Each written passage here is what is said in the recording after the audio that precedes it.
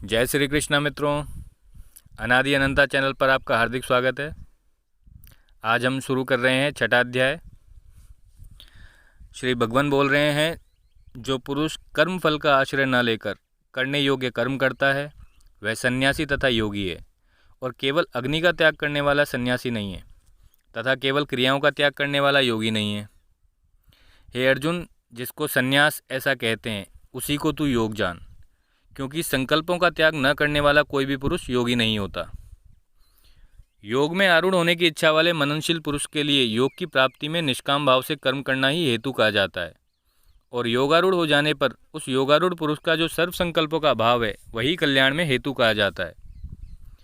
जिस काल में न तो इंद्रियों के भोगों में और न कर्मों में ही आसक्त होता है, उस काल में सर्व संकल्पों का त्यागी पुरुष योगारूढ़ कहा जाता है।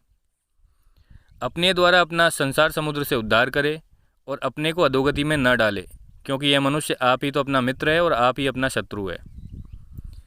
जिस जीवात्मा द्वारा मन और इंद्रियों सहित शरीर जीता हुआ है उस जीवात्मा का तो वह आप ही मित्र है, और जिसके द्वारा मन तथा इंद्रियों सहित शरीर नहीं जीता गया है उसके लिए वह आप ही शत्रु के सदृश शत्रुता में बरतता है।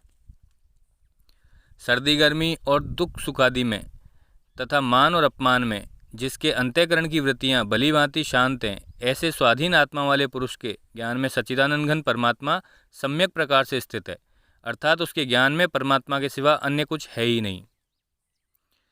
जिसका अंतःकरण ज्ञान विज्ञान से तृप्त है, जिसकी स्थिति विकार रहित है, जिसकी इंद्रियां भली भांति जीती हुई हैं और जिसके लिए मिट्टी पत्थर और सुवर्ण समान है, वह योगी युक्त अर्थात भगवत प्राप्त है, ऐसा कहा जाता है। सुहृद, मित्र, वैरी, उदासीन, मध्यस्थ, द्वेष्य और बंधुगणों में, धर्मात्माओं में और पापियों में भी समान भाव रखने वाला अत्यंत श्रेष्ठ है।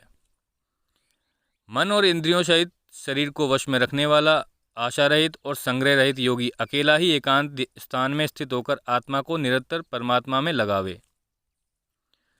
शुद्ध भूमि में जिसके ऊपर क्रमशः कुशा, मृगशाला और वस्त्र बिछे हुए हैं, जो न बहुत ऊंचा है न बहुत नीचा, ऐसे अपने आसन को स्थिर स्थापन करके उस आसन पर बैठकर चित्त और इंद्रियों को वश में करके मन को एकाग्र करके अंतःकरण की शुद्ध के लिए योग का अभ्यास करे। काया, सिर और गले को समान एवं अचल धारण करके और स्थिर होकर अपनी नासिका के अग्रभाग पर दृष्टि जमाकर अन्य दिशाओं को न देखता हुआ ब्रह्मचारी के व्रत में स्थित भय रहित तथा भली भांति शांत अंतःकरण वाला सावधान योगी मन को रोककर मुझ में चित्त वाला और मेरे परायण होकर स्थित होवे।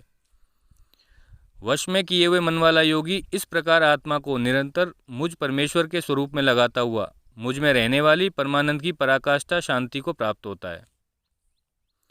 हे अर्जुन, यह योग न तो बहुत खाने वाले का, न बिल्कुल न खाने वाले का, न बहुत शयन करने के स्वभाव वाले का और न सदा जागने वाले का ही सिद्ध होता है।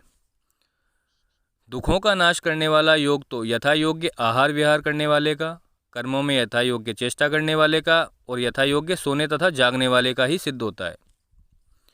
अत्यंत वश में किया हुआ चित्त जिस काल में परमात्मा में ही भली भांति स्थित हो जाता है, उस काल में संपूर्ण भोगों से स्पृहा रहित पुरुष योग युक्त है, ऐसा कहा जाता है।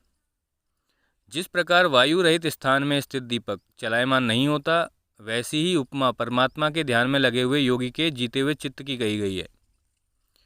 योग के अभ्यास से निरुद्ध चित्त जिस अवस्था में उपराम हो जाता है और जिस अवस्था में परमात्मा के ध्यान से शुद्ध हुई सूक्ष्म बुद्धि द्वारा परमात्मा को साक्षात करता हुआ सच्चिदानंद घन परमात्मा में ही संतुष्ट रहता है, इंद्रियों से अतीत केवल शुद्ध हुई सूक्ष्म बुद्धि द्वारा ग्रहण करने योग्य जो अनंत आनंद है, उसको जिस अवस्था में अनुभव करता है और जिस अवस्था में स्थित वह योगी परमात्मा के स्वरूप से विचलित होता ही नहीं, परमात्मा की प्राप्ति रूप जिस लाभ को प्राप्त होकर उससे अधिक दूसरा कुछ भी लाभ नहीं मानता, और परमात्मा प्राप्ति रूप जिस अवस्था में स्थित योगी बड़े भारी दुख से भी चलायमान नहीं होता, जो दुखरूप संसार के संयोग से रहित है तथा जिसका नाम योग है, उसको जानना चाहिए। वह योग न उकताए हुए अर्थात धैर्य और उत्साह युक्त चित्त से निश्चयपूर्वक करना कर्तव्य है। संकल्प से उत्पन्न होने वाली संपूर्ण कामनाओं को निशेष रूप से त्याग कर और मन के द्वारा इंद्रियों के समुदाय को सभी ओर से भली भांति रोक कर क्रम क्रम से अभ्यास करता हुआ उपरति को प्राप्त तथा धैर्य युक्त बुद्धि के द्वारा मन को परमात्मा में स्थित करके परमात्मा के सिवा और कुछ भी चिंतन न करे। यह स्थिर न रहने वाला और चंचल मन जिस जिस शब्दादि विषय के निमित्त से संसार में विचरता है उस विषय से रोक कर यानी हटाकर इसे बार बार परमात्मा में ही निरुद्ध करे। क्योंकि जिसका मन भली प्रकार शांत है, जो पाप से रहित है और जिसका रजोगुण शांत हो गया है, ऐसे इस सच्चिदानंद घन ब्रह्म के साथ एक ही भाव हुए योगी को उत्तम आनंद प्राप्त होता है। वह पाप रहित योगी इस प्रकार निरंतर आत्मा को परमात्मा में लगाता हुआ सुखपूर्वक परब्रह्म परमात्मा की प्राप्ति रूप अनंत आनंद का अनुभव करता है। सर्वव्यापी अनंत चेतन में एक ही भाव से स्थिति रूप योग से युक्त आत्मा वाला तथा सब में संभाव देखने वाला योगी आत्मा को संपूर्ण भूतों में स्थित और संपूर्ण भूतों को आत्मा में कल्पित देखता है। जो पुरुष संपूर्ण भूतों में सबके आत्मरूप मुझ वासुदेव को ही व्यापक देखता है और संपूर्ण भूतों को मुझ वासुदेव के अंतर्गत देखता है, उसके लिए मैं अदृश्य नहीं होता और वह मेरे लिए अदृश्य नहीं होता। जो पुरुष एक ही भाव में स्थित होकर संपूर्ण भूतों में आत्मरूप से स्थित मुझ सच्चिदानंद पर वासुदेव को बसता है, वह योगी सब प्रकार से बरतता हुआ मुझ में ही बरतता है। हे अर्जुन, जो योगी अपनी भांति संपूर्ण भूतों में सम देखता है और सुख अथवा दुख को भी सब में सम देखता है, वह योगी परम श्रेष्ठ माना गया है। अर्जुन बोले, हे मधुसूदन, जो यह योग आपने संभाव से कहा है, मन के चंचल होने से मैं इसकी नित्य स्थिति को नहीं देखता हूँ। क्योंकि हे श्री कृष्ण, यह मन बड़ा चंचल प्रमथन स्वभाव वाला, बड़ा दृढ़ और बलवान है, इसलिए उसका वश में करना मैं वायु को रोकने की भांति अत्यंत दुष्कर मानता हूँ। श्री भगवान बोले, हे महाबाहो, निसंदेह मन चंचल और कठिनता से वश में होने वाला है, परंतु हे कुंती पुत्र अर्जुन, यह अभ्यास और वैराग्य से वश में होता है। जिसका मन वश में किया हुआ नहीं है, ऐसे पुरुष द्वारा योग दुष्प्राप्य है और वश में किए हुए मन वाले प्रयत्नशील पुरुष द्वारा साधन से उसका प्राप्त होना सहज है, ऐसा मेरा मत है। अर्जुन बोले, हे श्री कृष्ण, जो योग में श्रद्धा रखने वाला है किंतु संयमी नहीं है, इस कारण जिसका मन अंतकाल में योग से विचलित हो गया है, ऐसा साधक योग की सिद्धि को अर्थात भगवत साक्षात्कार को न प्राप्त होकर किस गति को प्राप्त होता है।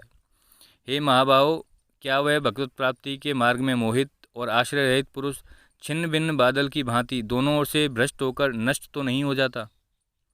हे श्री कृष्ण, मेरे संशय को संपूर्ण रूप से छेदन करने के लिए आप ही योग्य हैं, क्योंकि आपके सिवा दूसरा इस संशय का छेदन करने वाला मिलना संभव नहीं है। श्री भगवान बोले, हे पार्थ, उस पुरुष का न तो इस लोक में नाश होता है और न परलोक में ही, क्योंकि हे प्यारे, आत्मोद्धार के लिए अर्थात भगवत प्राप्ति के लिए कर्म करने वाला कोई भी मनुष्य दुर्गति को प्राप्त नहीं होता। योग भ्रष्ट पुरुष पुण्यवानों के लोकों को अर्थात स्वर्गादि उत्तम लोकों को प्राप्त होकर उनमें बहुत वर्षों तक निवास करके फिर शुद्ध आचरण वाले श्रीमान पुरुषों के घर में जन्म लेता है।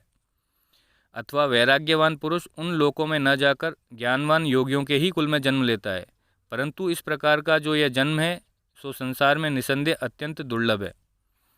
वहाँ उस पहले शरीर में संग्रह किए हुए बुद्धि संयोग को अर्थात समबुद्धि रूप योग के संस्कारों को अनायास ही प्राप्त हो जाता है और एक कुरुनंदन उसके प्रभाव से वह फिर परमात्मा की प्राप्ति रूप सिद्धि के लिए पहले से भी बढ़कर प्रयत्न करता है। वह श्रीमानों के घर में जन्म लेने वाला योग भ्रष्ट पराधीन हुआ भी उस पहले के अभ्यास से ही निसंदेह भगवान की ओर आकर्षित किया जाता है तथा संबुद्धि रूप योग का जिज्ञासु भी वेद में कहे हुए सकाम कर्मों के फल को उल्लंघन कर जाता है। परंतु प्रयत्नपूर्वक अभ्यास करने वाला योगी तो पिछले अनेक जन्मों के संस्कार बल से इसी जन्म में संसिद्ध होकर संपूर्ण पापों से रहित हो फिर तत्काल ही परम गति को प्राप्त हो जाता है। योगी तपस्वियों से श्रेष्ठ है, ज्ञान शास्त्रियों से भी श्रेष्ठ माना गया है और सकाम कर्म करने वालों से भी योगी श्रेष्ठ है। इससे हे अर्जुन, तू योगी हो। संपूर्ण योगियों में भी जो श्रद्धावान योगी मुझ में लगे हुए अंतरात्मा से मुझको निरंतर बसता है, वह योगी मुझे परम श्रेष्ठ मान्य है। छठा अध्याय पूर्ण हुआ। अगले वीडियो में हम 7वां अध्याय पढ़ेंगे। धन्यवाद। जय श्री कृष्ण।